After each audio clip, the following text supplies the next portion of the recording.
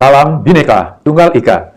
Jumpa lagi dengan saya Dr. Ketut di channel Dokterku dari Bali. Kali ini merupakan video yang ke-52 yang akan membahas tentang bagaimana caranya supaya istri Anda melahirkan bayi laki-laki.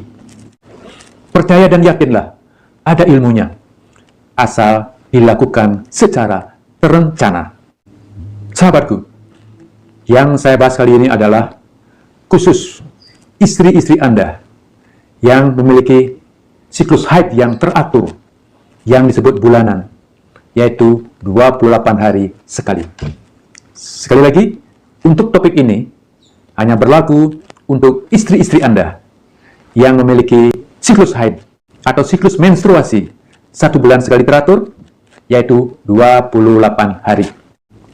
Mari kita mulai. Jenis kelamin pada bayi ditentukan oleh seorang laki-laki, ditentukan oleh suaminya sendiri. Ya, ingat itu. Sperma itu mengandung kromosom X dan kromosom Y. Bila sperma kromosom Y yang membuahi sel telur, maka akan lahirlah bayi berjenis kelamin laki-laki. Dan bila sperma kromosom X yang membuahi sel telur dari istri, maka akan terjadilah kelahiran bayi berjenis kelamin perempuan. Untuk tujuan tersebut, mari kita berpedoman pada sebagai berikut. Yang pertama, sperma kromosom Y sebagai penentu daripada jenis kelamin bayi laki-laki tidak tahan hidup di lingkungan dengan suasana asam, namun kuat hidup pada lingkungan suasana basah. Pedoman yang kedua, sperma kromosom Y jauh lebih gesit, ya, jauh lebih lincah, lebih cepat gerakannya untuk menuju sel telur yang ada di liang rahim. Lebih kuat, lebih lincah. Begitu ejakulasi, lajunya cepat, lajunya kencang, lebih cepat daripada kromosom sperma X. Sperma kromosom Y ini akan lebih cepat menemukan sel telur dan membuahinya. Nah, tentu di liang rahim sudah menunggu sel telur. Maka sperma kromosom Y lah yang akan membuahi, dan yakinlah akan terjadi bayi berjenis kelamin laki-laki. Paham? Pedoman yang ketiga adalah umur sperma kromosom Y kurang lebih 1 hari, sahabatku. Lebih singkat daripada sperma kromosom X yang bisa sampai 3 hari. Nah, itu pun tergantung daripada suasana asam basah di dalam liang vagina maupun di liang rahim. Di sini poin pentingnya adalah karena umur sperma kromosom Y umurnya lebih singkat daripada sperma kromosom X, untuk mendapatkan bayi berjenis kelamin laki-laki mutlak pada saat penetrasi, pada saat ejakulasi, pada saat berhubungan intim, sel telur sudah menunggu, sahabatku, di liang rahim. Nanti kalau sel telurnya belum ada, sperma kromosom Y-nya mati, nanti yang X-nya yang akan membuahi, sehingga terjadilah jenis kelamin perempuan. Makanya poin di sini adalah sel telur dalam keadaan hidup sudah menunggu di liang rahim pada saat berhubungan intim dan terjadi ejakulasi atau penyemprotan sperma ke dalam liang vagina sedekat-dekat dengan leher rahim. Maka sperma kromosom Y lah yang akan dijaya untuk menuju, mencapai, dan membuahi sel telur yang telah menunggu di dalam rahim. Pedoman yang keempat adalah ovulasi atau keluarnya sel telur dari pabriknya di ovarium untuk menuju ke liang rahim. Itu terjadi kurang lebih pada hari ke-12 sampai hari ke-16 menjelang haid pertama berikutnya. Pedoman yang kelima yang perlu Anda ketahui adalah bahwa usia subur daripada seorang wanita atau istri Anda adalah rata-rata 10 sampai 17 hari setelah haid. Nah, dari 5 data pedoman tadi, Maka, kalau kita ingin melahirkan bayi laki-laki dari istri kita, maka lakukanlah sebagai berikut. Yang pertama, lakukanlah hubungan seks pada saat istri Anda sudah mengalami ovulasi. Jadi sel telurnya sudah keluar dari ovarium, sudah menunggu di liang rahim. Kapan waktu yang tepat Anda lakukan hubungan seks? Lakukanlah pada hari ke-17 dan hari ke-18 setelah haid. Karena kepastian pada hari tersebut, sel telur pada istri Anda telah menunggu di liang rahim. Kemungkinan kemarinnya telah terjadi ovulasi, dan umur daripada sel telur rata-rata 1 hari setelah ovulasi. Masih bisa untuk dibuahi. Karena kita kepingin keyakinan yang kuat, ovulasi sudah terjadi. Makanya kita ambil agak ke belakang, bukan ke depan. Ingat, lakukanlah hubungan intim pada hari ke-17 dan hari ke-18 setelah haid. Saya yakin, sel telur sudah siap menunggu di liang rahim.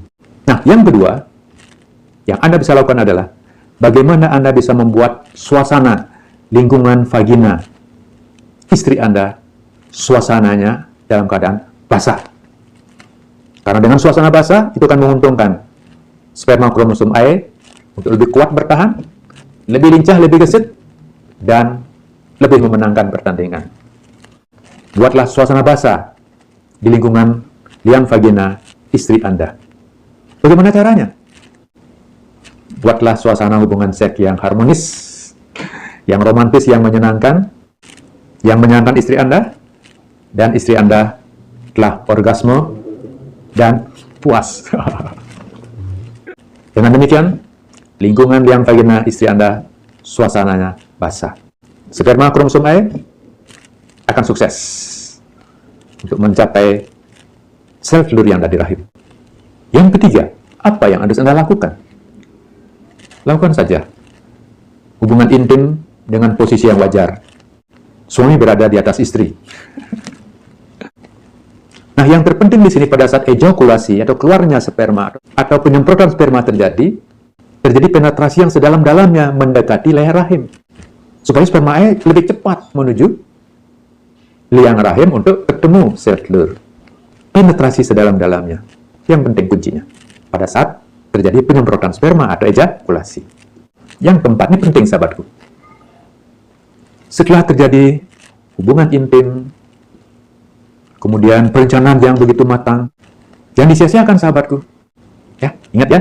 Jadi setelah ejakulasi, setelah selesai hubungan intim, ejakulasi sudah terjadi, maka si istri tetap berada di tempat tidur dengan posisi menghadap ke atas, kemudian diberikan bantal di bawah pinggulnya. Jadi agak tinggi, supaya betul spermanya tidak tumpah. Sorry ya. Sorry. Sedikit porno. Saya yakin yang menyimak video saya ini semua orang dewasa ya. Tidak perlu tabu masalah ini. Dan sangat penting sahabatku. Nah, yang kelima, ini tambahan sahabatku. Yang kelima.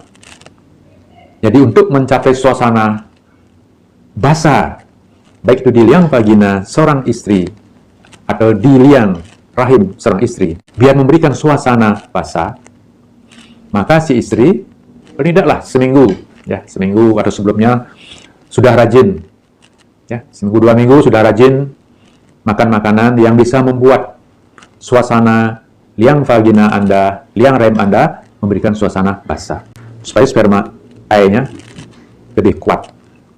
Maka si istri makanlah makanan yang bisa membuat suasana basah di liang vagina maupun di liang rahim, yaitu sebagai berikut. Anda makan makanan yang mengandung kalium, natrium, dan potasium. Yaitu, kalau kalium, potasium itu ada pada pisang, ya, kalau natrium itu banyak pada makanan yang asin. Kemudian bisa makanan sereal, alpukat, maupun ikan salmon. Ini makanan aja yang ada, yang saya sebutkan tadi yang gampang-gampang. Ya. Makanan yang tinggi basah baik itu buah, sayur, atau makan yang lainnya seperti wortel, bayam, tomat, pepaya, semangka, jagung, kentang. Nah, makanan lain yang dikonsumsi istri adalah sayuran hijau, bayam, kangkung, dan lain-lain. Ya. Untuk poin kelima ini, masalah makanan ini, menurut saya hanya tambahan. Tidak pun Anda lakukan, saya yakin dengan 4 poin yang sebelumnya, itu kemungkinan besar bisa berhasil. Poin kelima, di mana makanan yang bisa membuat suasana basah di dalam liang vagina, di dalam liang rahim, itu hanya tambahan, sahabatku. Walaupun itu tidak Anda lakukan secara maksimal, no problem. Saya yakin dengan 4 di luar makanan tadi, saya yakin keberhasilan sangat tinggi. Saya yakin berhasil. Sangat yakin. Upaya yang disertai dengan doa dan kehendak leluhur dan Maha Kuasa akan terjadilah. Percaya.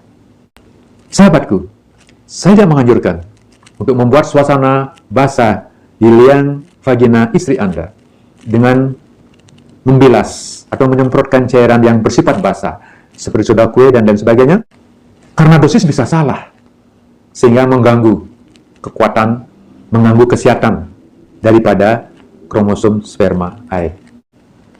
Nah, sekarang saya sampaikan yang terakhir, sahabatku. Ini penting. Bila Anda sudah lakukan berhubungan intim pada hari ke-17 dan hari ke-18 setelah haid, ternyata istri Anda untuk bulan berikutnya tidak hamil. Ternyata tidak hamil. Kemungkinan pada saat berhubungan intim, sel telurnya kemungkinan sudah mati. Nah, untuk bulan berikutnya saran saya, lakukanlah hubungan intim pada hari ke-16, dimajukan lagi 1 hari, dan ke-17. Ya, supaya yakin betul-betul pada saat itu sudah terjadi ovulasi. Nah, maka untuk bulan berikutnya, majukan lagi sehari. Lakukan hubungan intim pada hari ke-16 dan hari ke-17. Ya, sahabatku ya. Tapi ingat, bila sudah merencanakan untuk mencetak seorang bayi berjenis kelamin yang Anda inginkan laki-laki, sebelumnya ya jangan berhubungan. Hanya berhubungan pada hari yang saya sampaikan tadi. Nah, kalau Anda yakin mau berhubungan di luar itu, yakinkanlah tidak ada sperma yang masuk. Ya, Anda pakai kondom dan lain sebagainya. Dan betul-betul Anda betul-betul melakukan dengan baik. Di mana sperma Anda hanya masuk pada saat hari berhubungan yang saya sampaikan tadi. Hari ke-16, hari ke-17, hari ke-18. Sekali lagi saya sampaikan bahwa untuk video yang ke-52 ini, untuk tips saya kali ini hanya berlaku untuk istri Anda yang datang bulannya teratur, yang disebut dengan datang bulan, ya, datang bulan teratur normal, yaitu 28 hari sekali. 28 hari sekali. Semoga berhasil, sahabatku. Demikianlah saya akhiri. Salam Bhinneka Tunggal Ika. Salam sehat.